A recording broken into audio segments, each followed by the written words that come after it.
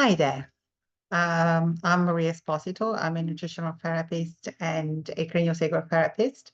I worked in complementary therapy for about, I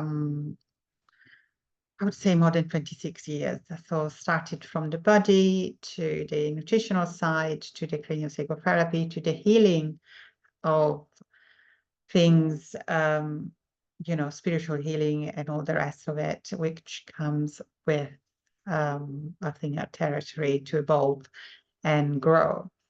Now, today we're going to talk a little bit about the fact that we are more close to our grandma DNA of health than our parents in some way, because your mom, when she was in your grandma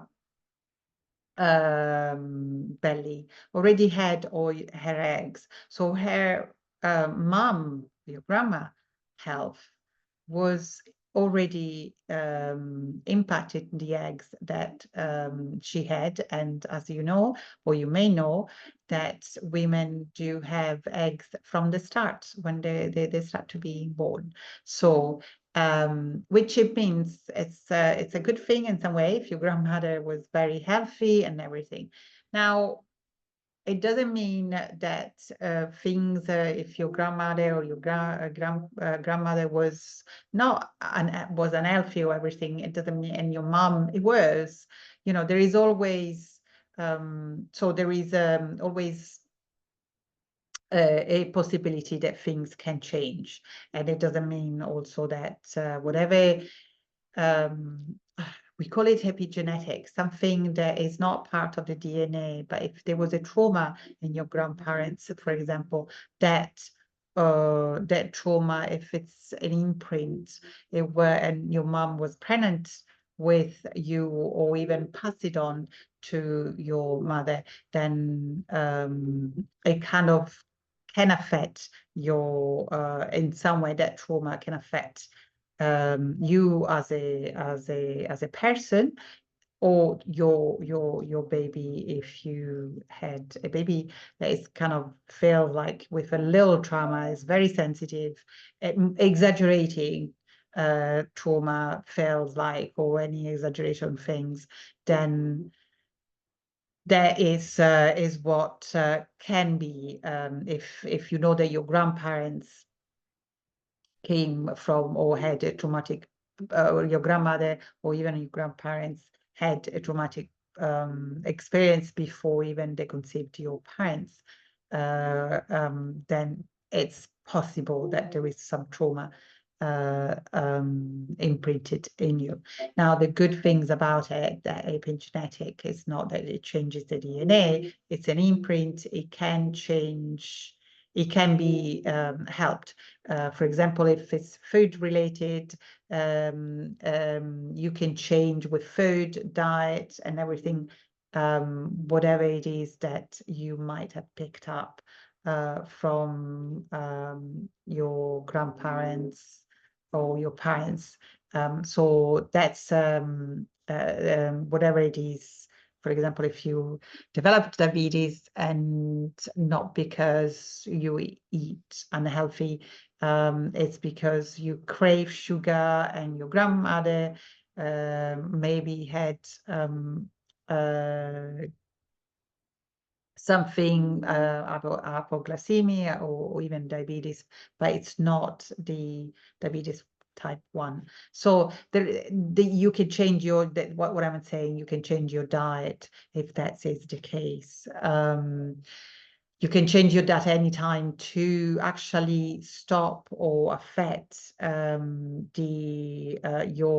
DNA kind of positively. So that's what I'm saying. Imprints of trauma can be passed on, and they can be kind of almost relieved when the child, or you as a person, as an adult, is ready to release it, especially if you feel like, Oh, I really didn't have that experience, but I feel like I had that experience. I'm having an experience that it's not mine, and that is probably an imprint from your grandparents. For example, if you have a strong fear or strong anxiety about something, and you never had any problem with that, or all of a sudden something triggered that trauma from your ancestor, then maybe, and you don't recognize it as yours, then it could be somebody else. I have seen, unfortunately, even when you were in your mom's belly, if there's been a grief, or your mother was grieving for somebody, a parent or a friend or whatever, something, then that could also affect you can affect the baby, and therefore, if you are an adult now, also that. But if you are one that has been pregnant and has had a possible grieving, it's good to obviously go through the grieving for yourself, or have some help with that, and then help your baby. Now, we diverted a little bit from the grandmother part of the nutrition side, but actually, to let you know that quite often the grandparents affect diet, and experience affects, especially the mother of the child. Your grandmother from your mother's side might have more impact on your health than you think it is. So if sometimes I do ask people, because obviously London is a cosmopolitan, it's international, has got lots and lots of international people coming from everywhere. And sometimes I ask, actually, even if it's the second generation or the first generation, how the grandparents or would have eaten, what's the diet they would have in their country. Because sometimes, for example, the Asian, Japanese, or Asian, Chinese, I think after 4 years, I remember the research, they don't secrete as much lactase to digest the lactose in milk. But if they here, they consume much more milk and